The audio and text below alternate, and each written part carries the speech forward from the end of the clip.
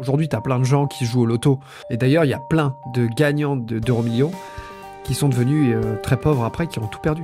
Celui qui gagne 2 millions, à qui ça monte à la tête, qui arrête de bosser, qui achète une baraque, une bagnole, une maison secondaire et qui part en voyage. Qui quitte sa Et femme. J'ai un peu l'impression que tout le monde va avoir de l'argent sans en assumer les responsabilités. Est-ce que tu es prêt à finir tard, à faire des heures? on dit que les entrepreneurs gagnent beaucoup d'argent. À partir du moment où tu constates que c'est des mecs qui font l'équivalent de 2,35 heures en même temps dans la semaine, bien évidemment qu'ils gagnent 3 000 euros. Bonjour à tous et bienvenue dans ce nouvel épisode du Rendez-vous d'Horatio en compagnie de mon ami Julien. Julien, comment tu vas? Bah plutôt bien, toi. Bah écoute, ça va super. Avant de commencer l'entretien, je rappelle à tous les gens qui nous écoutent que vous pouvez nous suivre sur les différentes plateformes de podcast.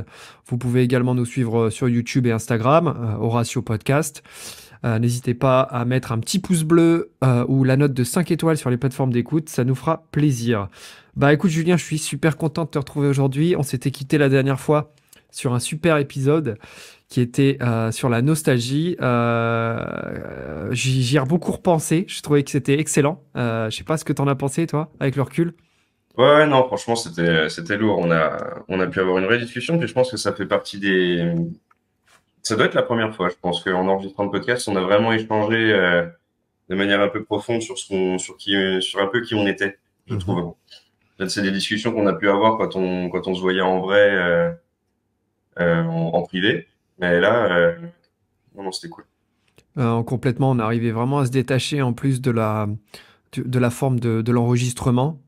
Et Mm. le fait de ne pas avoir préparé trop en amont aussi le sujet, enfin de ne pas s'être dit, ah tiens, on va parler de ça, et de le choisir comme ça à la dernière minute, je pense que ça a beaucoup aidé. Bah écoute, je te propose de faire ça aussi pour l'épisode d'aujourd'hui. Si tu veux, on va commencer ça sans plus tarder. Allons-y. Allez, c'est parti. Jingle.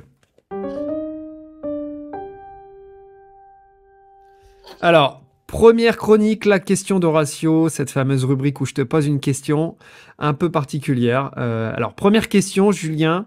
Une pilule miracle vient d'être créée. Elle a la capacité de démultiplier ton intelligence. Ah, j'ai peur que tu me proposes un truc qui t'a poussé les cheveux. Non, ce sera peut-être pour un autre rendez-vous d'Horatio, ça. Non. Donc Donc, il démultiplie l'intelligence. ouais, elle démultiplie l'intelligence. Cette pilule, tu y as accès librement. Elle n'a aucune conséquence sur ta santé. Est-ce que tu en prendrais, oui ou non? Sur la santé physique. Physique et psychique. Ah, genre, du coup, le fait d'être plus intelligent te rendrait pas plus déprimé, Ouais, c'est ça. C'est un peu comme dans le film avec Bradley Cooper, la Limitless. limitless, Je crois qu'il date de 2009, ce film, que j'ai toujours pas vu d'ailleurs. qui est excellent, hein. 2011, pardon, ouais, il date de 2011 et ouais, il y a Robert De Niro dedans c'est un peu ce principe-là, si tu veux. Moi, que j'avais adoré ce film et je me suis inspiré de ça pour te poser la question. Alors, est-ce que toi, tu prendrais cette fameuse pilule? Oui ou non? Franchement, j'en sais rien. Euh, L'effet s'arrête au bout d'un moment. C'est Oui. pas genre une prise et c'est définitif. Ouais. Ouais, je testerai pour voir. Mm. Mais franchement, j'aurais du mal à croire que ça puisse pas rendre fou, tu vois, au bout d'un Et, moment. et qu'est-ce que tu ferais? Enfin, tu testerais dans quelle optique? Est-ce que tu auras un objectif bien précis où tu te dis, ok, je vais exploiter ses performances dans un domaine particulier ou pas? En vrai, je pense même pas. Ce serait juste pour voir vraiment parce que je réfléchis déjà énormément à H24 en fait. Tu sais, Mhm. j'ai un cerveau qui arrête jamais. Et du coup, je me demande en fait à quoi ça pourrait ressembler à un quotidien où c'est encore plus, tu sais. Genre, est-ce que ça peut être vraiment pire? Ouais. Bon, le terme est pas très gai, mais parce que je pense que pour avoir envie, tu sais, de l'exploiter à des fins bien particulières, faudrait peut-être, je sais pas, ressentir une certaine frustration vis-à-vis de sa propre intelligence. Mhm. Moi, ça va. Ça fait très melon, dit comme ça, mais je suis très satisfait du niveau que j'ai. Ou alors, peut-être que je m'en servirais, mais pour emmagasiner plus d'informations sur tout ce qui est placement, etc., pour pouvoir faire des choix judicieux pour l'avenir, je pense. Mhm. Parce que ça, pour le coup, j'y connais absolument rien. Et l'idée même de devoir me pencher sur le sujet, ça me fatigue d'avance, quoi. Ça Mhm. m'intéresse pas du tout. Mais il faudrait, hein, Ouais, bon. mais Je... toi, du coup, est-ce que tu prendrais cette, Alors moi, je vais pas te le cacher, mec, je pense que j'en prendrai tout le temps. Non, mais j'en prendrai tout le temps parce que si ça n'a vraiment aucun impact sur ma santé, que ce soit psychique ou physique, tu vois, je me dis, ah, voilà, j'en prendrai tout le temps. Et si je constate effectivement un impact négatif dans ma vie, j'arrête d'en prendre. Après, c'est peut-être, enfin, il y a d'autres sujets liés. Ça peut amener un phénomène d'accoutumance de ce genre de choses, tu vois. Mais je me je dis, pense, mec, imagine apprendre une langue étrangère, genre en 2 semaines. N'importe quelle langue étrangère en 2 semaines parce que tes capacités intellectuelles et aussi de mémorisation hmm, sont démultipliées. Apprendre un instrument de musique hyper rapidement. Alors, ça amène un autre débat, c'est que le plaisir aussi, c'est le chemin. Donc tu te dis, si ce, bah, oui, vas-y, termine. je disais que si ce chemin est fortement réduit, est-ce que le plaisir qui en ressortira ne sera pas moindre, tu vois? Bah, en fait, disons que c'est comme sur le rapport des humains à la violence. Tu sais, je sais plus qui c'est qui a sorti ça, genre les flingues, ça met tout le monde égal. Tu vois, mais ce serait pareil, en fait, ce serait donner un flingue à nos cerveaux, quoi. Mm, En fait, il y aurait des gens qui auraient besoin de plus de travail acharné que d'autres, bah, tu sais, par rapport aux facilités déjà naturelles, etc. Et, mais que tu aies des facilités ou pas, en fait, dès que quelque chose te demande du travail, c'est du travail requis que vient la fierté aussi d'y arriver, quoi. mm. Donc, Ouais, en fait, avec une pilule pareille, tu arriveras à tout. Tu sais, en t'as- claquant t'as- des doigts. t'as grave raison parce que quand tu dis que si tout le monde l'a, ça perd un peu de son intérêt finalement. Parce que c'est vrai que moi je me dis, cette pilule, je l'ai, mais ça me donne un atout par rapport à ceux qui ne l'auraient pas. Mais Ça, si on part tout le du monde l'a. principe que tout le monde l'a, bon au final ça reviendra au même pour tout le monde, tu vois? Oui, c'est en vente libre, Ouais. comme tu l'as dit. Donc, en fait, c'est ça, c'est que tout le monde va pouvoir y accéder, tout le monde va pouvoir. Alors après, je pense que ça augmente tes capacités, mais que ça part quand même de ton socle de départ. Mais je veux dire, je pense que ça permettrait quand même de mettre tout le monde sur un socle à peu près commun quand même, quoi. Mhm. Mhm. Puis c'est pareil, c'est aussi la question de l'humain augmenté pour le coup. Il y a des débats comme ça sur le transhumanisme avec l'idée d'avoir une puce dans le cerveau qui augmenterait nos capacités. Mhm. Et il y a des gens, tu leur poses la question, ils n'hésitent pas une seule seconde, ils disent si on me propose de me faire implanter, je la mets, quoi. Ouais. C'est hors de question. Moi, je préfère être à la traîne par rapport à des types qui auront un implant dans le cerveau, mais rester pleinement humain et avec mes limites, en fait. Parce que je sais pas, en fait. Je pense que les gens s'imaginent que des capacités pareilles, tu sais, ça ôterait tout malheur à leur vie. C'est presque. Ça leur enlèverait la frustration, ça leur enlèverait la misère, ça. Sauf qu'en fait, tous les éléments d'inconfort que tu rencontres au quotidien, c'est ce qui te permet de te bouger le cul et de te Mm. motiver et d'avoir des fois du désir et puis d'envie d'aller de l'avant, quoi. Que si tout va bien, que tu sais pas où aller après, etc., bah, t'es perdu, en fait. Je sais pas si t'as déjà connu ça. Moi, j'ai eu un moment où j'avais un peu tout foutu par terre, dans ma vie. Je m'étais retrouvé, donc j'étais dans une relation longue, qui s'est terminée. J'étais retourné chez mes parents, j'avais démissionné de mon taf, le tout en même temps. Et, bah, j'ai remis le pied à l'étrier en me disant, vas-y, allez, on y va et tout. En l'espace de 2 ans, j'ai réatteint une situation ultra stable. Et quand je me suis retrouvé enfin stable, j'ai eu 2, 3 mois de flottement où j'étais, maintenant quoi? Mm, Et mm. je savais pas quoi faire de ma vie, quoi. Enfin, je savais pas quoi faire de mes 10 doigts. J'étais complètement perdu. Les loisirs que j'avais eus, je les avais un peu mis de côté pour justement retrouver mon confort, etc. Donc pour taffer, quoi. Et là, maintenant, tu vois, j'ai des guitares dans l'appart, j'ai perdu l'habitude de m'en servir, etc. Enfin, je pense que ça apporterait trop de confort, une pilule comme ça. C'est super, super ce que tu dis parce que j'en parlais avec Michael Guntil dans le dernier entretien que j'ai eu il y a quelques semaines maintenant déjà, et aussi avec Alain Gustave. Quand t'as plus d'objectifs, quand t'as atteint ton objectif, en fait, c'est la mort. Tu vois, et Hmm. c'est ce qu'on disait avec eux, c'est que il faut toujours, toujours, toujours avoir des objectifs à atteindre parce que c'est ça qui va te pousser. Bon, avec Gundy, là, on le disait un peu d'une manière drôle. Avec Alain, c'était différent. Mais l'idée est là, c'est que dès lors que tu as un objectif, et c'est ce que tu disais aussi dans ce que tu viens de me dire, c'était ça. T'as un objectif, ça te pousse, ça te pousse, ça te booste, parce que c'est un peu, j'ai touché le fond, je vais remonter, je vais devenir mieux, tu vois. Mm. Une fois que t'as atteint ce stade-là, bah, t'es là, c'est tout en fait, c'est terminé. Et Ouais. suivant, enfin, c'est quoi? Qu'est-ce qu'il y a après? Et je pense que si t'avais cette pilule avec toi et que cette pilule te permettait d'accomplir tes objectifs beaucoup plus rapidement, bah, en fait, à un moment donné, tu vas te faire chier et tu vas déprimer, je pense. Bah, t'arriverais plus rapidement au moment de ta vie où tu t'es un peu nihiliste, quoi. Ça, je pense que c'est une phase qu'on est un peu tous amenés à traverser, tu sais, où tu te dis, ouais, bah, ça sert à quoi? Ouais, j'ai fait tout ça, puis maintenant je suis là, puis maintenant quoi? Et puis rien n'a de sens, et puis machin. Et puis, normalement, cette phase-là, t'en prends le contre-pied en te disant, bon, bah, c'est absurde de toute façon de se morfondre. Euh, Puisque c'est absurde, autant s'amuser, quoi. Et tu bascules dans la dimension un peu positive de tout ça. Mais je pense que ça, justement, c'est un cheminement qui se fait sur un certain temps. Mhm. Et si tu prends des raccourcis, tu vas rester trop longtemps dans une phase d'apathie, en fait. Ouais, de ouf.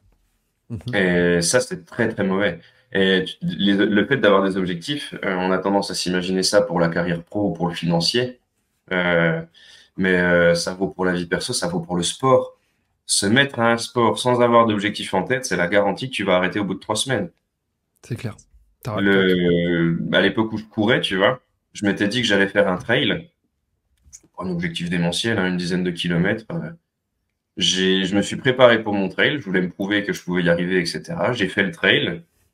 Euh, je me suis un peu fait mal, donc j'ai fait une pause après. Je me suis pas fixé de nouvel objectif. Ben, j'ai tout bonnement arrêté de courir. Mhm. Et les fois où j'ai essayé de reprendre la course, il n'y avait pas d'événement sportif spécialement dans le coin qui me donnait envie. Du coup, j'avais pas de raison de m'entraîner. Du coup, je suis allé courir à chaque fois, 3, 4 fois, 2 semaines d'affilée, et puis. Bah oui, totalement. Et regarde même aujourd'hui, enfin, quand tu regardes la liste des milliardaires du monde, notamment, je sais pas, Bernard Arnault, là où on Hmm. enregistre ce podcast, Jeff Bezos, Elon Musk, c'est des mecs qui aujourd'hui sont toujours en train de travailler. Regarde même Bill Gates. Ils peuvent pas euh, s'arrêter, ils sont pris dans une spirale, oui. c'est ça. Et Bill Gates, j'avais regardé son documentaire sur Netflix, qui est franchement intéressant. Voilà, moi je le conseille aux gens. Je le mettrai dans la description si ça peut intéresser certains. Et dans ce documentaire, on le voit toujours aller chercher d'autres objectifs, se donner d'autres objectifs en fait, parce qu'on pourrait très Hmm. bien se dire, mais ces mecs-là, ils ont tout. Alors ils peuvent partir en vacances toute l'année, ils peuvent faire tout ce qu'ils veulent, ils peuvent avoir la maison de leurs rêves tout le temps, tu vois. Tout est accessible pour eux. Mais Bah pour ouais, clairement. autant, ils vont toujours aller chercher de nouveaux objectifs, parce que je pense qu'ils ont très bien compris ça. L'absence d'objectif, c'est la mort. Et regarde, euh, bon, si on peut parler en ces termes, mais nous, pauvres gens, souvent, on va se dire vivement la retraite. Et puis Ouais. dès que tu peux la reprendre, tu vas aller la choper. Euh, pour d'autres, ceux qui sont dans des situations telles que eux, bon, bien sûr, attention, c'est physiquement moins contraignant, tout ça, on parle de boulot complètement différent. Bah, Hmm. ils vont vouloir travailler jusqu'à 70, 75 ans, des fois, tu vois, ils vont pas vouloir s'arrêter, en fait. Ouais, et puis après, c'est marrant parce que j'ai eu l'exemple de Steve Jobs qui m'est venu pendant que tu parlais de ces milliardaires qui continuent de bosser. Et lui, par contre, sur son lit de mort, disait qu'il aurait voulu être plus vers sa famille, etc., quoi. Donc, je pense qu'il y a Mm. quand même un équilibre à trouver. Mais je pense que quand bien même Steve Jobs aurait trouvé cet équilibre et aurait été, par exemple, plus axé sur sa vie personnelle, il aurait quand même continué à grinder comme un forcené, quoi. Peut-être Bah, moins comme un forcené que ce qu'il a fait actuellement, mais il aurait continué, il n'aurait pas arrêté. mais est-ce que t'es pas dans une forme de spirale infernale quand tu te retrouves là-dedans, en fait, un truc qui te dépasse? Et je pense que oui, c'est facile de dire, bah oui, en fait, je préférerais me consacrer plus à ma famille, mais ça doit être beaucoup plus compliqué, en fait, dans les faits. Je sais pas forcément si c'est une. Bah, en fait, si tu reprends après, tu sais, des notions un peu catholiques sur enfin, chrétiennes sur les péchés capitaux, c'est l'avarice, l'envie, l'orgueil, c'est matérialisé à travers ces sentiments-là. Non, en fait, je pense que c'est juste résolument humain, tu vois. Et bah, la spiritualité, elle est là pour nous aider, tu sais, à garder un peu de contrôle Mhm. sur notre humanité par moment, quoi. Et moi, je le vois même à mon échelle, le besoin de plus, il est présent quand bien même j'ai largement quoi être satisfait de ma vie. En Bien fait, sûr. se satisfaire de ce qu'on a, c'est, ouais, comme tu disais tout à l'heure, c'est un peu une petite mort, quoi. Et faut réussir à... En fait, une fois que tu as atteint, puis on atteint tous plus ou moins un plafond. Tu sais, il y a bien un moment où il y a des limites, on ne sera pas tous milliardaires, c'est pas possible, le système ne permet pas non plus d'ailleurs. Et s'il y a des milliardaires, c'est aussi parce qu'il y a des pauvres. Enfin, tu sais, c'est des vases communicants, quoi. Tu concentres la monnaie. Enfin bref, je m'éparpille. Mais tu arrives à un stade où du coup tu peux pas monter plus haut. Et là, ça devient vital par contre de te satisfaire de ce que tu as. Parce que sinon, tu vas juste avoir envie de te foutre en l'air, quoi. Ouais, c'est intéressant comme sujet parce que tu te dis, c'est vrai qu'on aurait envie de penser que si on n'a plus d'objectif, si on s'arrête une fois qu'on a accompli ce qu'on voulait accomplir, alors ça peut être un objectif sportif, un objectif économique, pardon, ben, il faut se remettre un objectif, il faut se repousser parce que sinon on déprime. Donc il y a de Mm. ça. Maintenant, j'ai aussi l'image, tu sais, du petit vieux qui est dans son jardin, qui cultive ses plantations, ses tomates, ses carottes, tu vois, et qui se satisfait un peu comme Pierre Rabhi, qu'on avait mentionné avec Gilles Lartigot dans notre podcast, Mm. du simple, du strict minimum, si tu veux, des plaisirs vraiment minimum. Alors, Ouais, bah, ça je, me fait penser au vieux tilleul aussi sur Instagram. exactement. Bon, Mm. il y a ça, mais d'un autre côté, je me dis, ces mecs-là, Pierre Rabhi, le vieux tilleul, est-ce qu'ils n'ont pas aussi des objectifs? Parce que Pierre Rabhi, c'était quelqu'un qui était très engagé pour la cause environnementaliste. Le vieux tilleul a une page où il a peut-être ce désir de transmettre les choses. Tu vois, il y a toujours au Ouais, mais fond. ça, tu vois, justement, c'est des trucs qui sont infinis, en fait. Contrairement à l'argent, le sport, etc., où il y a des limites, l'accumulation de savoir et sa transmission, ça, c'est infini. Convaincre les gens, c'est infini. Croire en ses convictions, c'est infini. Tu vois ce que je veux dire? Ouais, mais Y a moi, pas de- je suis un peu en désaccord avec toi sur ce sujet-là, parce que je me dis, pourquoi l'argent serait fini? C'est-à-dire que l'argent, c'est une création humaine. Donc tu te dis, la création humaine n'a de limite que notre esprit. Effectivement, aujourd'hui, on a des pensées limitantes par rapport à un système donné et parce qu'on pense en termes de système fini. Mais bon, quand tu penses à la création monétaire bancaire, tu te dis, bon là on part loin, on s'éloigne peut-être un peu du sujet, mais Pas euh, grave, euh, faut dérouler, là. ouais, faut dérouler. Tu te dis, tu crées de l'argent en claquant des doigts, les banques créent de l'argent en claquant des doigts, tu vois. Donc moi je te rejoins pas vraiment sur ce point-là, parce que je me dis, bien sûr, si on pense un système limité avec une masse d'argent bien limitée dans le monde, bah oui, on va se dire forcément, s'il y a des riches, il va y avoir des pauvres. Moi, je suis pas trop de cet avis-là. Je pense qu'on pourrait tous vivre dans un monde. Après, c'est peut-être ma vision idéalisée du monde de demain. Et je suis peut-être trop rêveur là-dedans. Mais je pense, pourquoi pas imaginer un monde où tout le monde est riche. Et ce serait bien, en fait. Tu vois, et moi, dans mon Ouais, mais esprit, c'est en comme fait, ça que je le vois. c'est comme avec la pilule. Si tout le monde est riche, il n'y a pas de riche. Ouais, Et du coup, ça sera de nouveau la course, parce que la nature est compétitive, l'humain, qu'on le veuille ou non, il fait partie de la nature, il est compétitif aussi. Et après, tu as envie de participer à la compétition ou pas. Moi, quand je dis que l'argent est fini, mhm, c'est qu'il arrive un moment où tu as envie d'en avoir plus ou pas, et il arrive un moment où tu es en capacité ou pas d'en avoir plus aussi. Enfin, tu vois, là, par exemple, dans ma situation, si je voulais avoir plus d'argent, il faudrait que je prenne un boulot avec plus de responsabilités, où je passerais plus de temps au travail, etc. Est-ce que mhm. j'en ai vraiment envie? Bon, tu vois, là, ma limite, elle peut se poser là, par exemple. C'est là-dessus que je voulais dire que l'argent était fini. Tu vois, pas forcément en termes de masse monétaire. Ouais, je pense qu'il y a une part de vrai dans ce que tu dis. Maintenant, quand je parle de richesse, je me dis, on pourrait tous vivre dans un monde au sens de la richesse et du confort matériel. Je te donne un exemple. Au 17e, au 18e, euh, ceux qui roulaient en calèche, c'était les riches.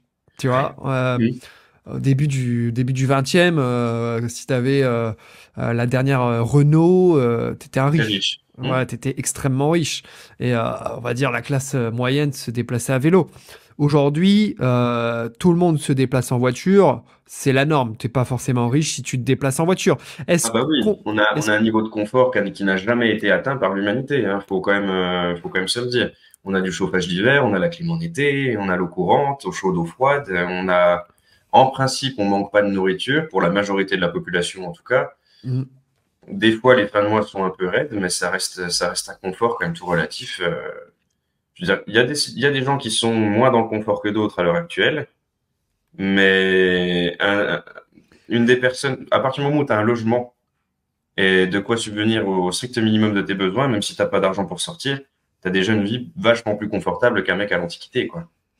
Exactement. Et tu vois, c'est ça que je veux dire, c'est qu'on a toujours pensé dans l'histoire de l'humanité que ces inégalités-là, on pouvait pas les améliorer, etc.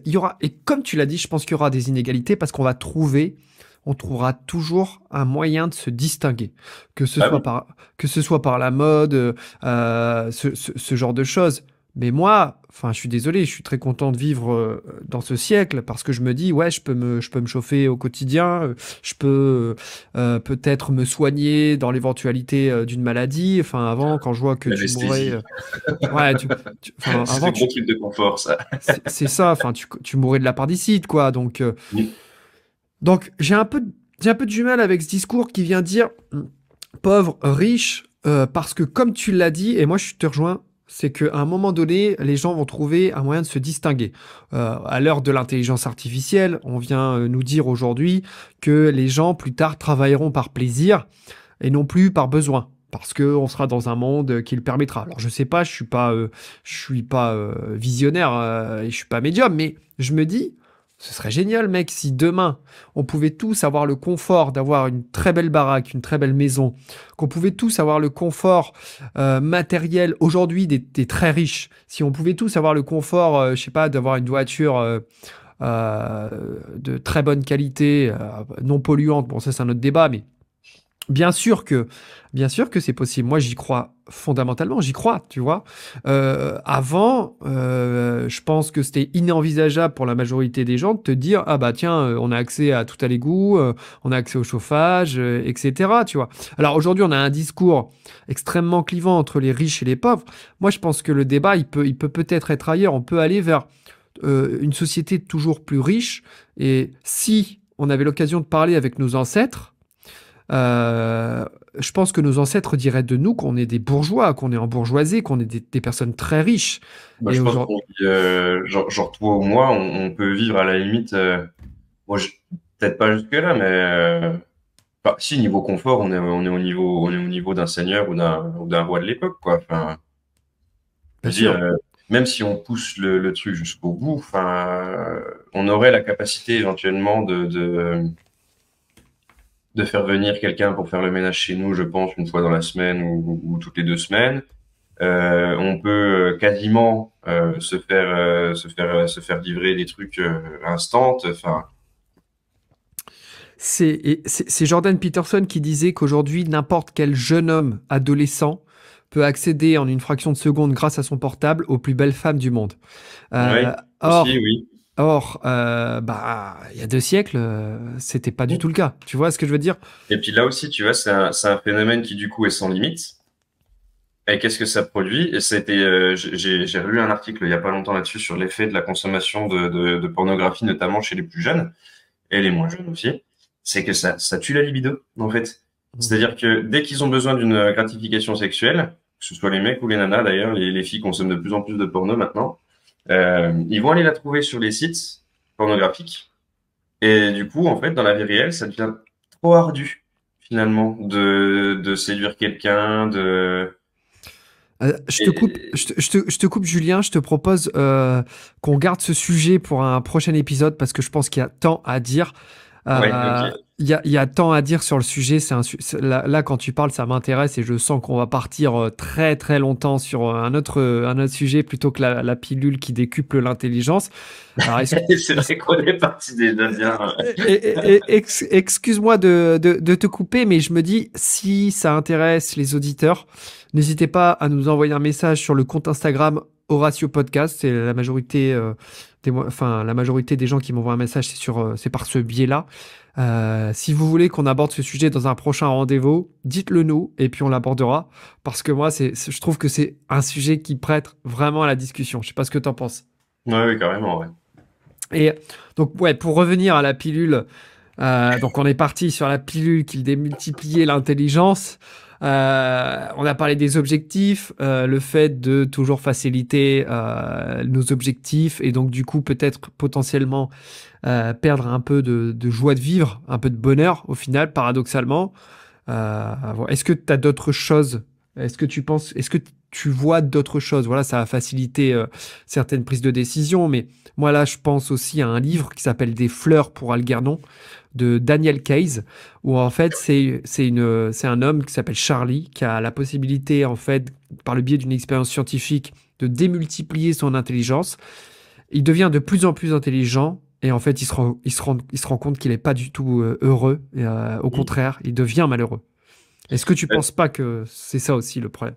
Bah, justement, c'est pour ça que la première question que je t'ai posée quand tu m'as demandé si je la prenais, c'est est-ce que tu parles que de santé physique ou santé psychologique aussi? Et parce que je ne vois pas dans quel monde, en fait, une pilule qui augmente ton intelligence n'a pas d'impact sur ta santé psychologique. On voit souvent, tu sais, dans des œuvres de culture populaire, des séries où tu as un personnage qui a accès à la science infuse, tu sais, en touchant un orbe mystérieux et il prend tout le savoir de l'humanité et de l'univers dans la tête et en fait, il en meurt. On le voit devenir fou en quelques secondes et mourir, et presque tomber en poussière, quoi. Donc il y a cette idée déjà dans l'inconscient collectif de l'intelligence comme quelque chose qui te consume, qui est dangereux presque, et dangereux pour l'individu au final. Et donc non, moi je pense qu'il y a une corrélation. Il y a clairement une corrélation. C'est comme quand pourquoi psychologiquement les gens qui vivent des situations difficiles, ils ont en place des mécanismes de déni, par exemple. Ben, c'est pour vivre dans une réalité qui leur est supportable.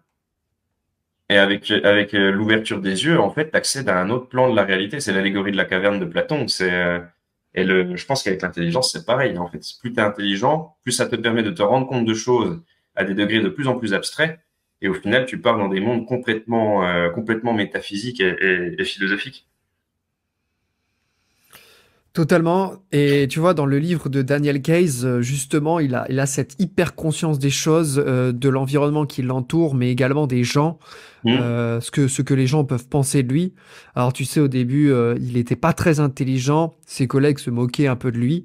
Il le Il le comprenait, voyait pas. il le voyait pas, il le comprenait pas vraiment. Et puis ensuite, il a pris conscience de tout ça. Ça lui a fendu le cœur, ça lui a déchiré le cœur parce que justement, il s'est rendu compte de la méchanceté aussi ambiante chez les êtres humains, tu vois. Et en fait, il s'est posé 1000 questions insolubles. Et ça l'a amené dans des réflexions métaphysiques compliquées, quoi, tu vois, qui Ouais, ouais. l'a pas du tout rendu heureux. Oula. Je pense mon chat qui vient de se casser la gueule. Pas de problème. Je pense que à la limite, tu peux cultiver ton intelligence et la faire croître si tu es en capacité de tout bonnement accepter sans chercher de réponse à tes questions ce dont tu prends conscience. Mhm. C'est intéressant le thème que tu as abordé sur l'humanité justement et voir à quel point elle peut être mauvaise dans le cas du personnage qui ouvre les yeux sur le fait que tout le monde se moque de lui, etc. Parce que si tu prends conscience de ça, tu vas essayer de comprendre pourquoi. Et tu vois, moi, jusqu'à il y a pas si longtemps que ça, en fait, je vivais dans un monde où tout le monde il était beau, tout le monde il était gentil, Mhm. et j'ai réalisé que non, par des expériences personnelles, et que moi-même j'étais ambivalent d'ailleurs. Et je me suis posé des questions, et du coup, je me suis intéressé à la psychologie. J'ai vu une psychologue, j'ai lu des bouquins de psycho, de philo. Et en fait, une question va t'amener à chercher des réponses chaque réponse va te faire soulever encore deux autres questions, puis deux autres questions, puis deux autres questions, puis deux autres questions. Et c'est comme ça que tu finis par vivre dans ta tête, en fait. Totalement. Que si tu constates les choses sans aller plus loin que te dire, OK, ça existe, ça peut se passer comme ça, faut juste que je sois vigilant pour la prochaine fois. Tu sais, puis juste analyser un peu les signes avant-coureurs. pas non plus te retrouver systématiquement dans le fait accompli, et puis en rester là, tu vois. Si tu arrives à faire ça, là, ouais, ok, développer ton intelligence, ça peut se faire sans trop de risques. Il y a ça, et puis il y aura le phénomène aussi d'accoutumance avec cette pilule. D'ailleurs, c'est un peu le sujet du film, hein, Limitless. Euh, Aujourd'hui, quand tu vois certaines personnes déclenchent des addictions, notamment aux anxiolytiques, Mhm. à notre échelle pour éviter de déprimer ou de stresser, dans le sport, parce que c'est un domaine qui m'intéresse également. Beaucoup ont une dépendance aux stéroïdes. C'est pas une dépendance physique, ce sera plus une dépendance psychique par rapport Oui, à ce que ça leur apporte en fait. oui, bah, c'est comme la cigarette et la dimension sociale de l'addiction, c'est pareil. C'est que la cigarette, avant d'être une addiction à la nicotine, c'est la volonté de combler un manque de contenance, de confiance en soi. C'est une sorte de doudou, en fait. Mhm. C'est comme si on se trimballait tous avec notre petit nanin de notre enfance pour être rassuré avant d'aller aborder un inconnu dans la rue, ou, tu vois. C'est pareil. Et Totalement. le... c'est marrant que tu soulèves l'addiction aux antidépresseurs, aux anxiolytiques, etc. Parce que, en plus, on en a parlé la dernière fois, les gens sont hyper anxieux, ils sont déprimés, etc. Mais ça, je pense pas que ce soit vraiment une nouveauté, c'est juste que ça apparaît sous une nouvelle forme, tu sais. Euh, Quand tu regardes, enfin, je pense que la consommation d'anxiolytiques a commencé à augmenter. À partir des premières années, on a commencé à interdire la consommation d'alcool au travail. Il faudrait regarder, tu vois. Parce que pendant longtemps, c'était quand même admis, tu vois. Il y avait genre le cliché, par exemple, de l'administration française dans les années 60-70, c'était, on fait quoi à 17h? Ah, bah, il y a encore un pot, tu vois. alors ouais, moi je pense aussi qu'on se pose beaucoup plus de questions qu'avant. On a beaucoup plus le temps de se faire chier. Donc du coup, Ouais. bon, quand tu es au début du XXe siècle et qu'on t'annonce en tant que jeune homme de notre âge que tu vas partir en guerre, je pense que tu sois homme ou femme d'ailleurs, tu te poses beaucoup moins de questions sur le sens du bonheur, sur ton propre stress. Et en fait, je pense qu'il y a ça aussi. Je pense que les précédentes générations ont toujours été beaucoup, beaucoup, beaucoup dans l'obligation, par la force des choses, dans Mm. l'action. Aujourd'hui, nous, nos générations, on est bien, je pense, hein, après, c'est mon avis personnel, je dis pas avoir la science infuse, mais de mon ressenti, aujourd'hui, on est beaucoup plus dans la métaphysique, dans la pensée, dans la conceptualisation, dans la philosophie. Et au contraire, la balance s'est déséquilibrée, Mm. je pense, où on tombe dans une société euh, trop philosophique, peut-être trop réflexive, pour arriver dans une société où l'action est délaissée, où on reste dans l'inaction totale, on va être consommateur bien plus qu'acteur. Avant, nos ancêtres n'avaient pas le choix. Ils étaient obligés de cultiver, ils étaient obligés de travailler, sinon c'était la mort. Ils étaient obligés d'avancer et ils ne se posaient pas tout ce genre de questions. Et je pense que paradoxalement, ça a amené beaucoup plus de problèmes, enfin beaucoup Mm. plus de problèmes, je ne sais pas, mais du moins des problèmes différents qu'on connaissait à l'époque. Et c'est intéressant que tu dises qu'on est plus consommateur qu'acteur parce que on revient encore sur le thème de la pilule, du coup. C'est on préfère l'idée de consommer une pilule qui nous rend instantanément plus intelligents plutôt que de cultiver vraiment ce truc au travers d'efforts, d'actions, le fait de se déplacer à la bibliothèque, de faire des recherches sur Internet, de lire des livres, d'interroger des gens qui s'y connaissent, d'aller suivre des cours, des formations, ouais, clairement, en fait, je pense qu'on est dans une société, on est tiraillé entre la passivité et l'action, en fait. Entre Et puis, le tout cuit dans le bec et puis le travail acharné, quoi. et ce serait la même chose, regarde si demain il y avait une pilule pour perdre du poids. Bah ouais, les gens l'apprendraient tous. Les gens la prendraient tous. Tous. Et Ouais, clairement, parce que c'est plus facile. Mais bien du sûr. coup, t'arrêtes de prendre ta pilule, tu regonfles. Et mais après, c'est au même titre qu'un régime, finalement. Tu fais un régime, mais ton régime, c'est quoi? C'est juste un rééquilibrage alimentaire pour le reste de ta vie. Mm. C'est pas genre, je vais me mettre à la diète 2 mois pour être gaulé pendant l'été, et puis je vais reprendre mon poids l'hiver, et puis je vais recommencer l'enfer de la diète. Non, c'est pas ça. Donc, Après, dans ce que je disais sur nos ancêtres, je pense qu'il faut pas confondre les choses. Je pense pas que nos ancêtres étaient plus stupides que nous, bien au contraire. Je Non, ils étaient pense, occupés par des choses concrètes, on va dire. ouais, je pense qu'il faut pas prendre les anciennes générations et même les lointaines générations pour des cons. Je pense que c'est l'inverse. Je pense que, au contraire, plus on avance, plus on a tendance à être moins polyvalent sur certaines choses. Enfin, moi, tu vois, demain, je dois m'auto-administrer totalement.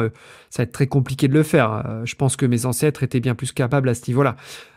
Mais c'est juste que Ouais, mais tu serais capable de le faire sur le coup quand même. Tu sais, t'as une dimension de résilience quand même. après, en fait, si tu veux, je pense juste que le curseur est ailleurs. Donc bon, pour revenir vraiment sur la pilule qui permettrait d'être plus intelligent, je pense que beaucoup la prendraient.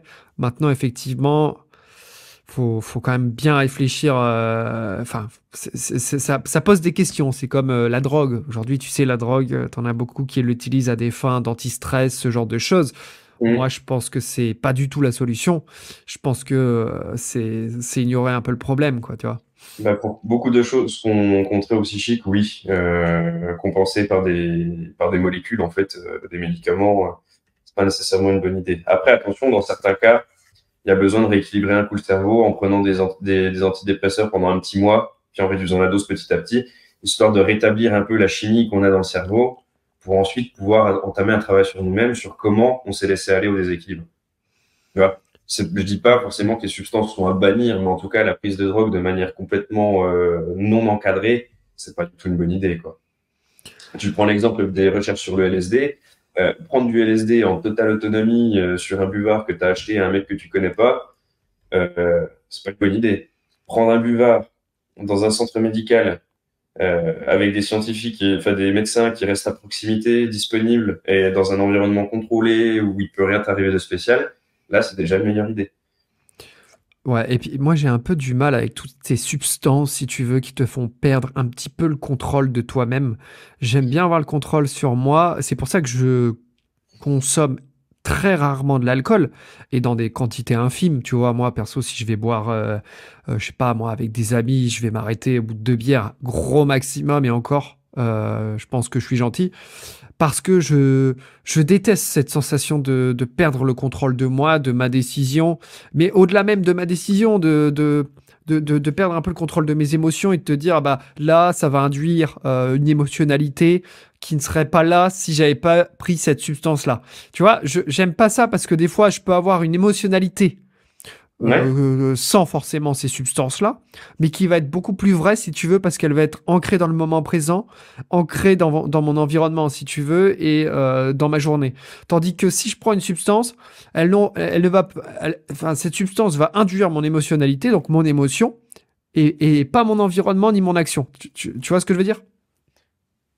Oui, oui, toi tu préfères agir sur ton environnement plutôt que avoir un environnement qui agit sur toi. Voilà, tu vois, par exemple, si demain je vais faire mon sport, que je fais ce que j'ai à faire dans ma journée, je vais me faire une petite balade, je sais pas, dans la nature, je vais sécréter des endorphines, je vais me sentir bien, tu vois, je vais être là et je vais me dire, ah punaise, j'apprécie le moment. Mais c'est une réalité qui sera pas la même que si tu prends ça avec, je sais pas, de l'alcool, tu vois ce que je veux dire? Enfin bon, je pense qu'on a fait à peu près le tour du sujet. Ouais, C'était, j'ai pas envie de rebondir. vas-y, je te laisse rebondir, bien sûr. Parce que, bon, l'alcool, c'est une altération de ta perception des choses, mais les drogues aussi. Et notamment les psychédéliques. Donc tout ce qui va être champignons, LSD, etc. Et Mhm. beaucoup de gens en parlent pour l'intérêt, en fait, de voir les choses sous un autre angle. Alors, je suis pas en train d'en faire de l'apologie ni rien, mais c'est intéressant, en fait. Parce qu'il y a une idée sur le lâcher prise aussi. Tu parlais de garder le contrôle. Et savoir lâcher prise, ça te permet aussi d'accéder au moment présent, mais d'une toute autre manière. Tu vois ce que je veux dire? Mhm. Et le lâcher prise te permet aussi d'abandonner l'idée de contrôler ce qui échappe à ton contrôle. Ce qui est la principale source au final de mal-être chez les gens, c'est de se dire putain ça j'aimerais bien le changer, mais est-ce que tu peux? Non. Donc est-ce que c'est nécessaire de s'en soucier? Mhm. Tu vois? Alors après, tu peux apprendre à se lâcher prise par toi-même. Intéressant, intéressant. Bon, écoute, je te remercie pour cet échange. Je te propose de le clôturer. Nous avons abordé d'autres choses. Si ça intéresse les auditeurs, qu'ils n'hésitent pas à nous envoyer un message sur Horatio Podcast sur Instagram. S'ils veulent, on pourra parler de la pornographie, mais on a aussi parlé des Des drogues. substances, des drogues, des substances psychédéliques, ce genre de choses. Et c'est assez paradoxal parce que à l'heure où on vous parle, avec Julien, on est en train de boire un petit café qui est considéré un peu comme une drogue. C'est bien, Euh, oui. voilà, c'est une drogue. Donc voilà. Bon, écoute, chronique suivante. Allez, Allez, c'est parti. Jingle et ça me laisse le temps de me refaire couler un petit café. Chronique, le sujet du jour. Aujourd'hui, on a choisi ensemble, on vient d'en parler, le sujet suivant. L'argent fait-il le bonheur? Julien, je te laisse introduire ce sujet. Est-ce que pour toi, l'argent fait-il le bonheur? est-ce que pour moi l'argent fait-il? Euh, euh, en vrai, en vrai de vrai, un petit peu quand même. Il y participe. Mm, mm, Ça fait pas ça fait pas l'intégralité du truc, mais il y participe. Je sais que bon, j'étais pas spécialement malheureux quand j'en avais moins, mais disons que je suis moins, j'ai plus de confort, je suis moins frustré qu'à l'époque. Tu vois, genre là, si je sais que si j'ai envie de me faire plaisir sur un truc, bon, j'ai des plaisirs qui sont pas démentiels. Moi, ça va être la bouffe, des bouquins, mm. Mhm. et éventuellement, si j'ai envie, enfin là, j'ai par exemple le permis moto qui me trotte, qui me donne envie de le passer. Moi, je sais que si j'économise pendant quelques mois, je peux. La chose qui était impossible avant quand je gagnais moins d'argent. Donc, ouais, Ça, c'est digne d'un sujet de philosophie au bac. l'argent fait-il le bonheur? Ah ouais, ouais. Bah, après, j'ai pas les philosophes qui en parlent en tête. Mm. D'ailleurs, je sais pas si t'as des lectures toi là-dessus.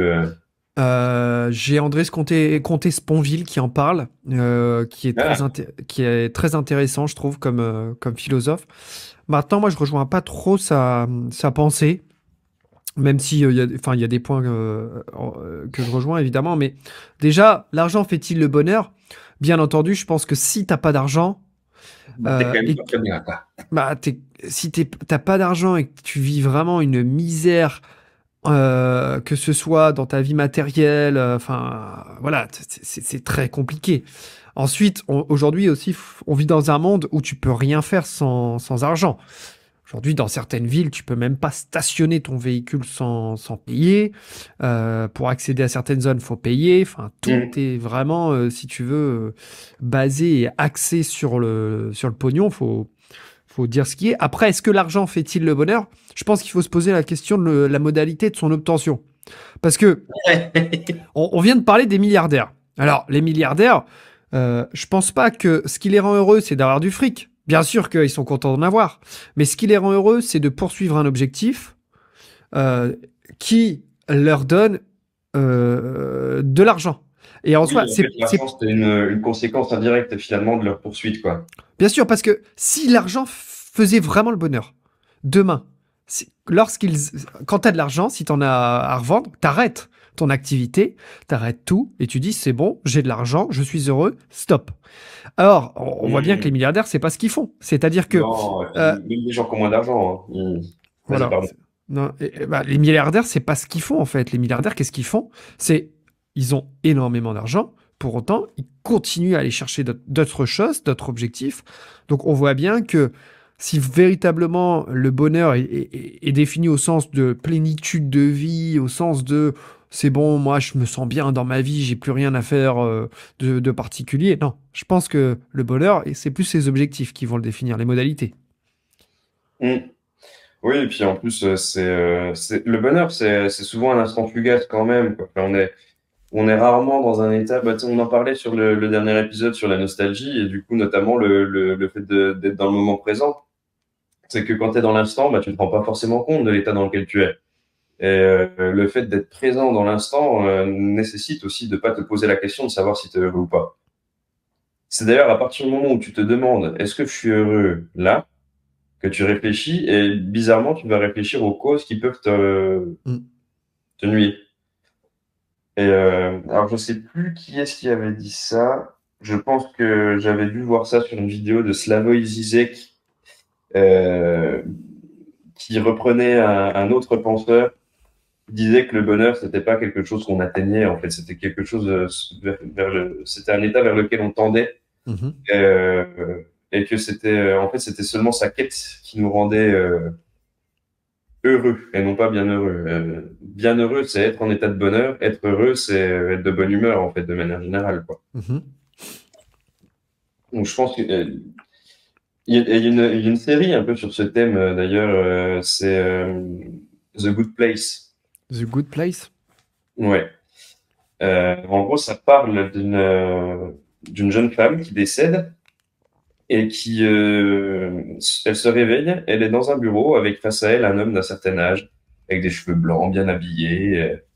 Et il lui explique qu'elle est décédée et que comme elle a été gentille toute sa vie, ben elle est arrivée au bon endroit. Mhm. Et sauf elle se rend compte qu'il y a erreur parce que elle a un flashback qui passe et en fait c'est une crevure absolue et- Ah, qu'après c'est comme pas il mal, fait plus je connais longtemps, pas. voilà. Ouais. Et bon, après ça va être un peu compliqué de raconter la suite sans trop spoiler, Ah, mais spoil pas parce que là, tu me donnes envie de la regarder. Je pense que ça va être la prochaine que je vais regarder. le Good Place n'est pas un si bon endroit que ça. Et bon, bah, du coup, non, je raconte pas la. Regardez cette série. Ça résume assez bien, en fait, ma façon de voir le bonheur, justement. Il Mhm. faut la regarder en entier pour vraiment comprendre là où je vais en venir un peu plus tard dans la discussion. Euh, Tu vois, je pense à un précédent rendez-vous quand on parlait de gagner de l'argent. Tu sais, une grosse somme d'argent. Aujourd'hui, tu as plein de gens qui jouent au loto. Hmm. Même moi, il m'arrive de temps en temps d'essayer de devenir milliardaire par le biais d'une Il a coup de petite case chance. d'euros millions. Tu sais, on sait jamais.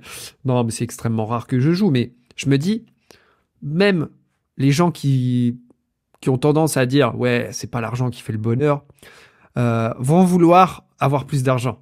Tu vois? Mais est-ce que ils veulent plus d'argent pour être plus heureux ou est-ce que ils veulent plus d'argent pour faire plus de choses, c'est-à-dire avoir plus d'objectifs et donc d'être plus heureux? Tu vois, là est la Ouais, question. exactement. Bah, ça rejoint ce qu'on disait finalement pendant la question du jour. Le fait d'être dans la réception ou dans l'action, tu sais, d'être dans la passivité ou l'action, c'est finalement dans notre société aujourd'hui, avoir de l'argent, c'est avoir une capacité à agir. Mhm. Et ne pas avoir d'argent, c'est être démuni de pouvoir, mais de pouvoir dans le sens possibilité, dans le sens verbe pouvoir, pas dans le sens non, tu vois. T'as pas d'argent, t'as pas de capacité d'action. Bien Ou sûr. alors, tu prends le contre-pied total de ça, et du coup, tu n'as pas d'argent, tu n'as pas de famille, tu n'as pas de... On va même parler de richesse de manière générale, là, pour les 2 minutes qui viennent. T'as aucune richesse au monde, t'as que toi. Tu n'as que toi, ton corps. Bah là, par contre, tu accèdes à un autre stade de liberté et de capacité d'action. C'est-à-dire que tu peux faire littéralement tout ce que tu veux, finalement, t'as rien à perdre. Donc, Mais voilà, il y a ça et j'ai un peu l'impression qu'aujourd'hui, tout le monde va avoir de l'argent sans en assumer les responsabilités. C'est-à-dire que ouais, aussi. c'est bien d'avoir beaucoup d'argent et de gagner beaucoup d'argent, mais est-ce que tu es prêt à finir tard, à faire des heures, voilà, parce que bon, tu as certains entrepreneurs aujourd'hui qui travaillent du lundi au dimanche, Ouais, 7 jours sur 7, qui commencent à 7 heures et qui finissent à 20 heures. Bien sûr que les cas sont différents, que je ne fais pas de généralité, que tout le monde ne fait pas ça, mais il y en a beaucoup qui travaillent énormément, qui gagnent effectivement beaucoup d'argent, mais parce que ce sont aussi derrière le fruit de leur travail. Et je bah, puis pense qu'aujourd'hui, à l'inverse, il y en a qui travaillent énormément et qui gagnent pas tant que ça non plus, quoi.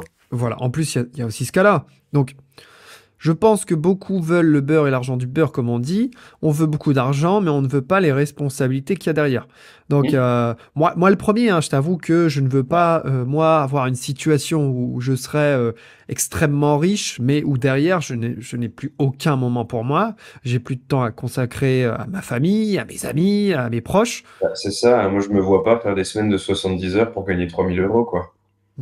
Enfin, on dit que les entrepreneurs gagnent beaucoup d'argent, voire même certains ouvriers dans l'artisanat, tu vois.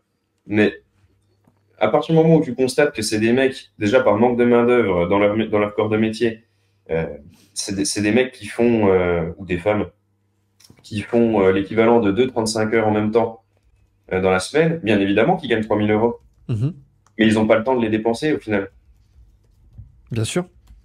Donc, Et ben, il y a ça, et puis après, travailler plus dans un domaine que tu aimes moyennement, c'est très compliqué. Alors c'est bien une horreur. sûr, voilà, c'est une horreur. Et mais tu vois, si derrière tu fais une activité qui te passionne, véritablement te passionne, bien sûr que tu vas avoir une force de travail qui va être décuplée, tu vas pouvoir beaucoup plus travailler sans en subir trop les effets négatifs. Mais quand bien même tu fais quelque chose qui te plaît, il y aura toujours forcément à un moment donné un aspect négatif. T'as beau être artisan et très bien gagner ta vie, admettons, dans ton domaine. Bon, quand tu dois remplir ta feuille d'impôt, quand tu dois remplir tes paperasses administratives, je pense pas que tu kiffes ton moment. Tu vois ce que je veux dire? Non, pas vraiment. Mais oui, bah, de toute façon, c'est le principe du yin et du yang, le cercle avec le bien et le mal. Et dans le bien qui est blanc, t'as un petit point noir, et dans le noir qui est mal, il y a un petit point blanc. Enfin, on peut pas avoir que l'un ou que l'autre. Et je pense qu'il y a beaucoup de gens qui sont bien plus différents qu'on ne le pense entre eux. C'est-à-dire que on peut pas vouloir gagner de l'argent sans avoir, on peut pas vouloir être milliardaire sans avoir le tempérament et la personnalité de Jeff Bezos, par exemple. Je pense que tu as des gens qui aspirent à une forme de tranquillité.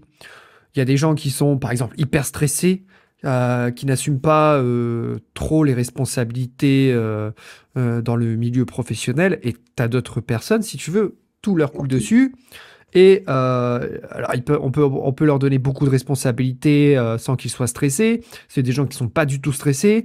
C'est des gens qui vont pouvoir avoir beaucoup de comptes à rendre sans forcément être plus stressés que ça. Tu vois, je pense aussi, ça dépend, c'est une question personnelle, quoi. Oui, il y a des tempéraments. Et puis c'est pareil, d'où l'idée aussi, bah, encore une fois, tu vois, c'est comme avec la pilule limitless.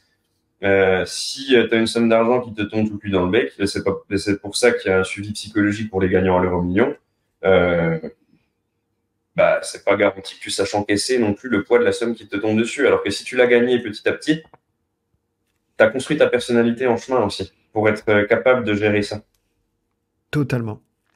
Et d'ailleurs, il y a plein de gagnants de millionnaires d'euro millions qui sont devenus très pauvres après, qui ont tout perdu.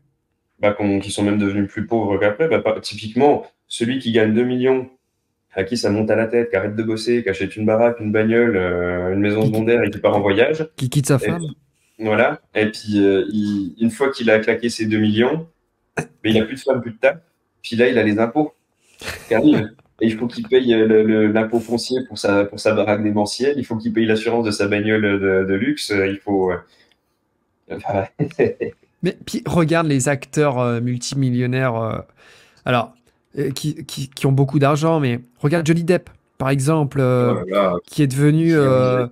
qui est tombé dans l'alcool malheureusement, qui est un excellent acteur, mais qui a eu de multiples problèmes avec son ex-conjointe, Mm. un procès, euh, voilà, c'est Jim Carrey qui disait sur la célébrité notamment que il faudrait que les gens puissent constater qu'en étant célèbre, si tu veux, une journée en tant que célébrité, et voilà, il verrait très vite que c'est pas le chemin vers le bonheur.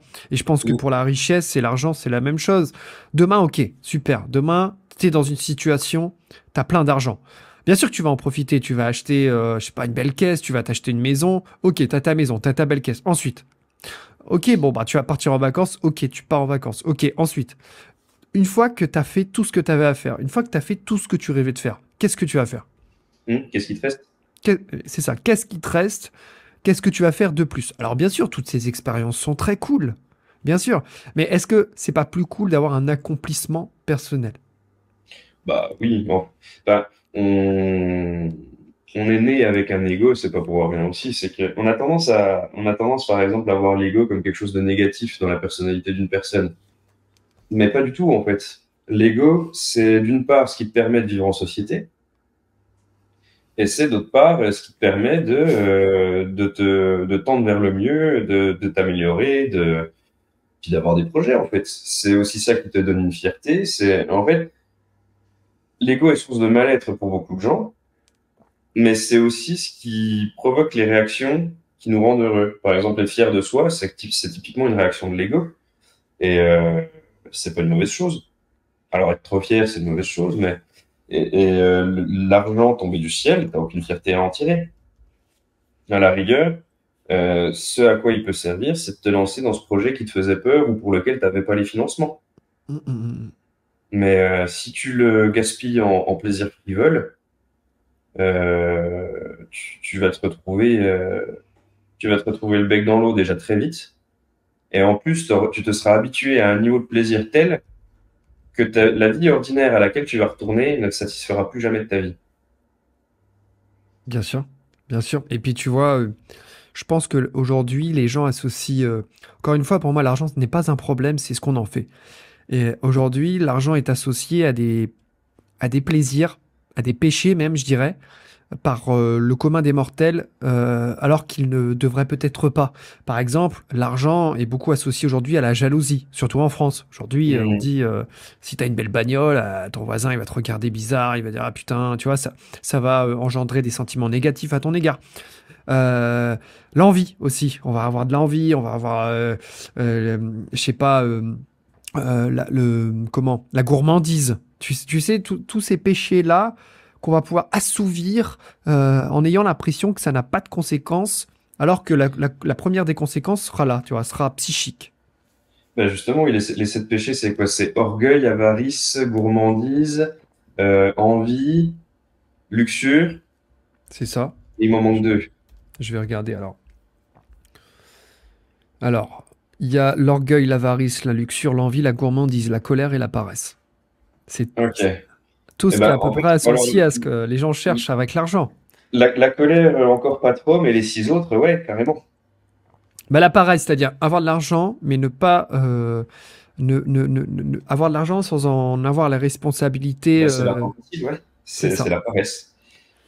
La gourmandise, pouvoir manger, se payer les meilleurs hôtels, les meilleurs restaurants, ça rejoint aussi l'envie. La Beaucoup, luxure, ben, tout simplement, tu vas t'acheter les faveurs des gens que tu convoites, hein, ouais.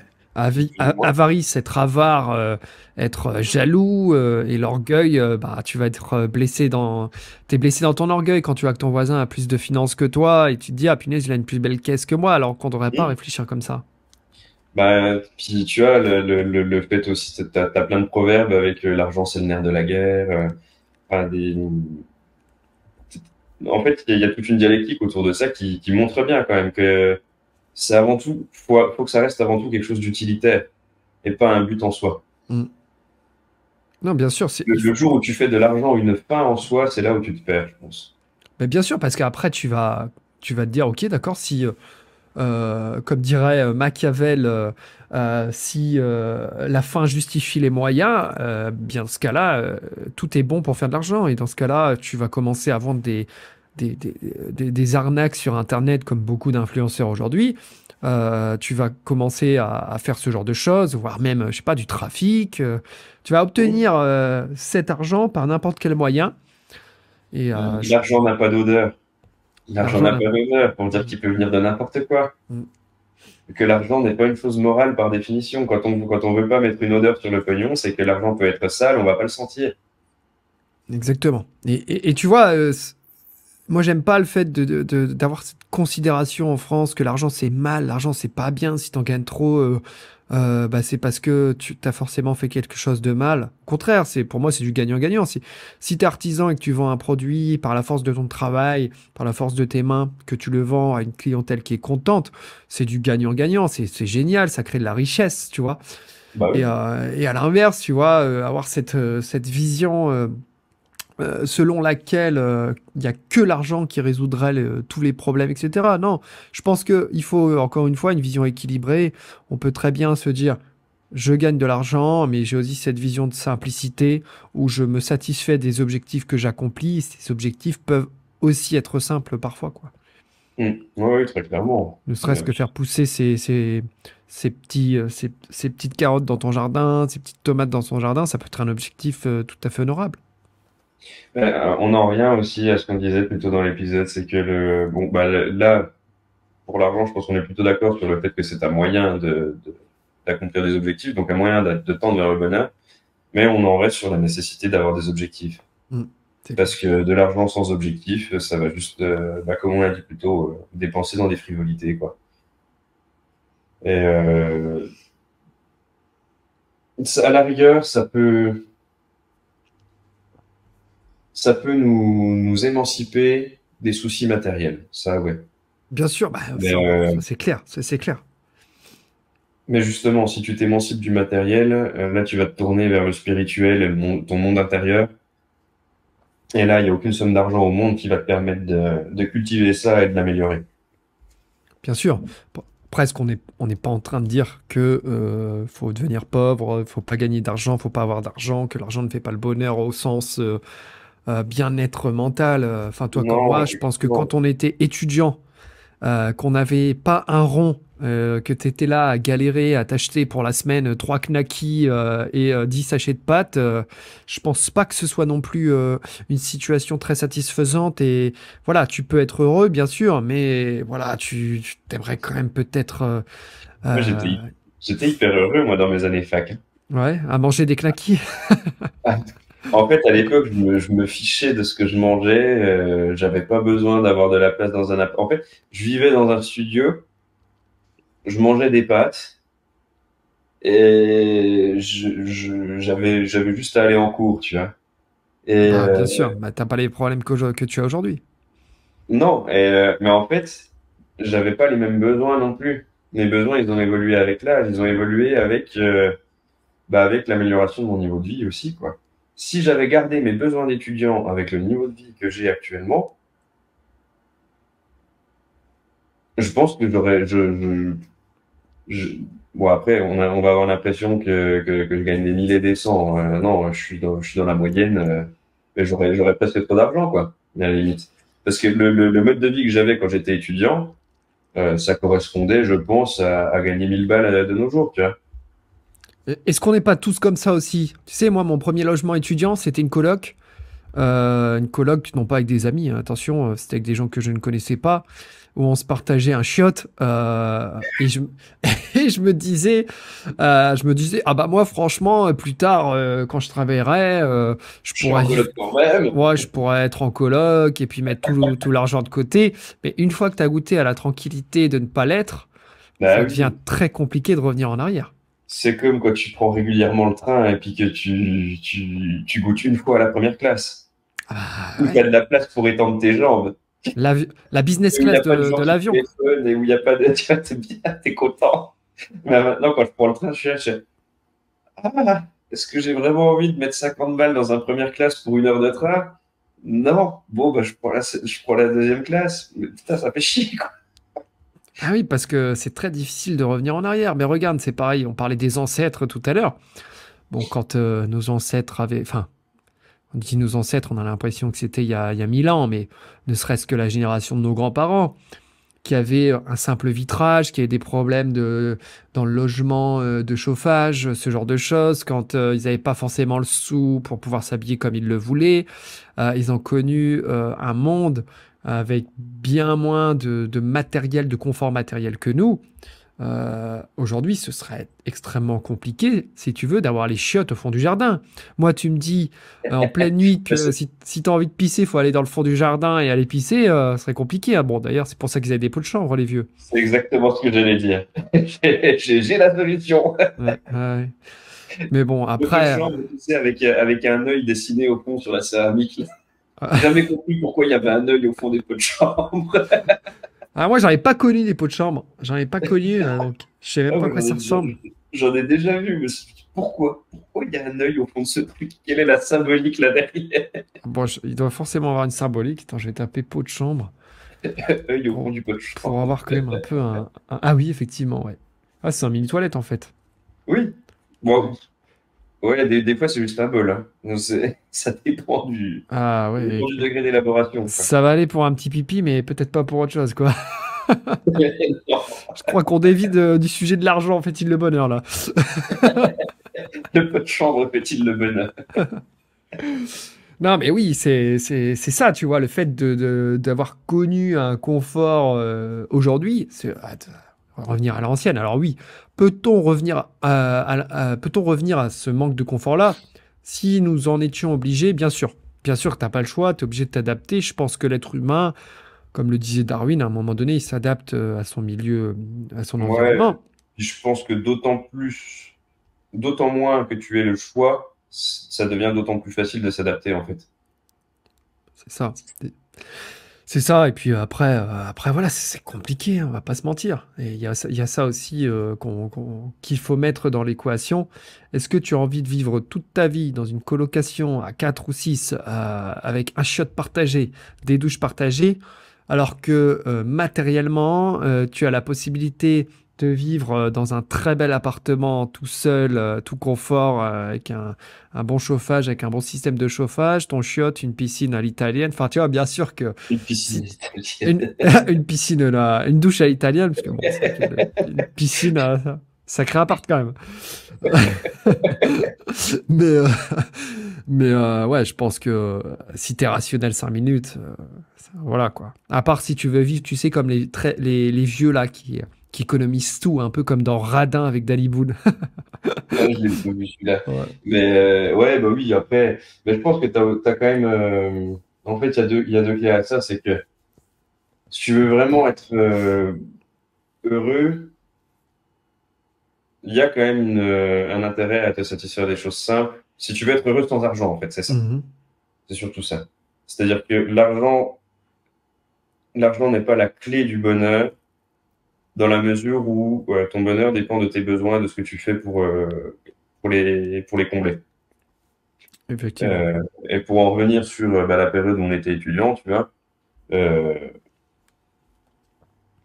j'avais besoin de quasiment rien, en fait. Je sortais une ou deux fois dans la semaine pour aller boire un coup avec les copains. Mhm. J'allais en cours. J'avais même la liberté de pas aller en cours magistral. Tu vois, on s'était organisé avec des potes. On était un groupe de 5. Il y en avait un sur les 5 qui allait en cours, chacun son tour. Et en fait, on allait à peut-être 2 cours dans la semaine et les TD parce que c'était obligatoire. Mhm. Et on se retrouvait à faire des semaines peut-être allez, 6 heures. Et on s'est Ah, pendu tous les cours l'abus. après. Et tu vois, on était vraiment. L'abus, quoi. Et on a Non, tous bah, une autre diplôme. C'est ça qui et est. puis, il faut aussi, je pense, remettre l'argent sous la notion de la gestion. Parce que, Mm. bon, c'est bien beau de gagner beaucoup, enfin, énormément sa vie. Si tu as des problèmes de gestion d'argent et que tu dépenses plus que tes besoins et que ce que tu as, tu vas toujours manquer d'argent. Donc, tu vois, Mhm. si demain tu gagnes 5 000 € par mois ou 10 000 € par mois et que ton niveau de vie exige de dépenser 12 000 € par mois, bah, tu vas toujours avoir cette sensation de manquer d'argent. Donc, tu vois, au final. C'est ce qui arrive beaucoup aux Français frontaliers qui travaillent en Suisse. Mm. Ouais. J'ai bossé un petit peu en banque et, dans une région qui était frontalière. Et ouais, il y avait des gens, je comprenais pas. Ils se Mhm. faisaient 7000 francs suisses et tous les mois, enfin, ils se retrouvaient du jour au lendemain à moins 5000 de découvert. Je me dis, mais Ah, comment? ah, En parce fait, que comment? la maison, la piscine. Même pas. Même pas. C'est que, en fait, des gens qui claquaient du pognon dans des frivolités. C'était, j'avais été choqué, quoi. J'avais regardé, parce que du coup, les gens appellent pour dire, ah, bah, c'est la merde. Donc, on jette un coup d'œil. Mhm. Effectivement, c'est la merde. On va regarder un peu vos dépenses pour voir d'où ça peut venir, quoi. Putain, c'était une montre à je sais pas combien, de la lingerie, des restos, des. C'est clair. Tu Mhm. m'étonnes, ouais, que qu'elle demandait un découvert autorisé, la personne, quoi. Ah, ça tombe en Pas sûr que ce soit la gestion. solution. Bon, écoute, Julien, je pense qu'on a fait le tour un peu du sujet. Est-ce que tu as des dernières choses à rajouter? Non, pas spécialement. Pas spécialement. Bah, écoute, je te propose de passer à la dernière chronique et puis on clôture l'épisode. Allez. Allez, c'est parti, jingle.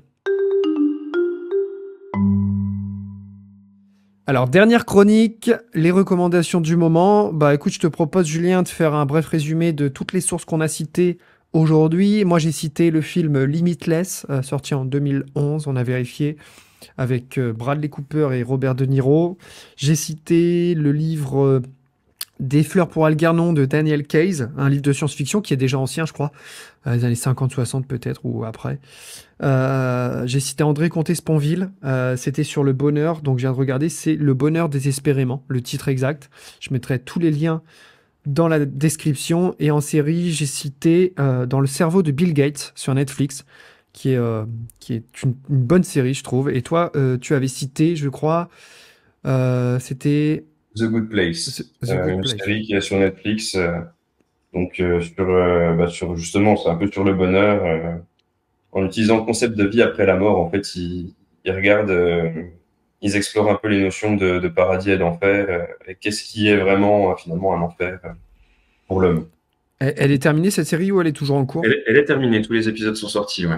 Ok, super, parce que Et c'est il y vrai a que 4 saisons, je crois. 4 saisons. Ok, très bien. Bah, je vais tout noter dans la description. Moi, personnellement, j'ai pas d'autres recommandations du moment. Est-ce que tu en aurais d'autres? Non, j'ai rien de spécial. J'ai un bouquin que je suis en attente de lire, donc je le recommanderai si ça vaut le coup, une fois que je l'aurai lu. Ok, Bon, parfait. bah, maintenant. Ok, super. Bah écoute, Julien, on va clôturer dans ce cas l'épisode. Je te remercie euh, d'avoir enregistré avec moi ce rendez-vous 5. C'était très intéressant et surtout aussi la première question qui nous a amené à divaguer fortement. Mais c'était bien de divaguer. Moi, j'aime bien partir dans Ouais, tous les sens. totalement. Et si ça vous a plu, n'hésitez pas à nous soutenir en vous abonnant à notre compte Instagram Horatio Podcast, en vous abonnant à notre chaîne YouTube Horatio-YT, à nous écouter sur Spotify, sur Deezer, sur Apple et sur toutes les plateformes de podcast en ligne, à nous mettre une note de 5 étoiles sur les plateformes si ça vous a plu et un petit pouce bleu pour nous soutenir. Ça ferait plaisir. Bah écoute, j'ai hâte d'enregistrer.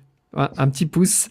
J'ai hâte d'enregistrer le prochain avec toi. Je te remercie, Julien, de ta présence et je te dis à la prochaine. Avec plaisir, à bientôt, mec. Allez, à bientôt.